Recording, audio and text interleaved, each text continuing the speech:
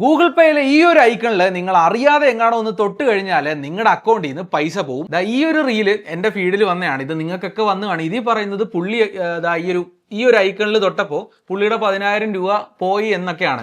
സത്യം പറഞ്ഞാൽ അറിയാത്തൊരു കാര്യത്തെപ്പറ്റി ഇങ്ങനെ അന്വേഷിക്കാതെ ഒരു ഫേക്ക് പ്രചരണം ഇങ്ങനെ നടത്തരുത് എന്നാണ് നിങ്ങൾ ആരായാലും ഇങ്ങനെ ഒന്നും ചെയ്യരുത്. എന്തെങ്കിലും ഉണ്ടെങ്കിൽ നല്ലോണം അന്വേഷിച്ചിട്ട് അതിനെപ്പറ്റി ഒരു വീഡിയോ ചെയ്യുക. ഇതിന്റെ സത്യാവസ്ഥ എന്താണെന്ന് നിങ്ങൾ അറിയണം, എല്ലാവരും അറിയണം. ഞാൻ പെട്ടെന്ന് പറഞ്ഞു തരാം, പെട്ടെന്ന് ഫോളോ ചെയ്ത് വെച്ചോ. സംഭവം ഇതൊരു സ്കാം അല്ല, ശരിക്കും ഒരു ഫീച്ചറാണ്. അതായത് UPI സർക്കിൾ എന്നാണ് ഇതിനെ പറയുന്നത്.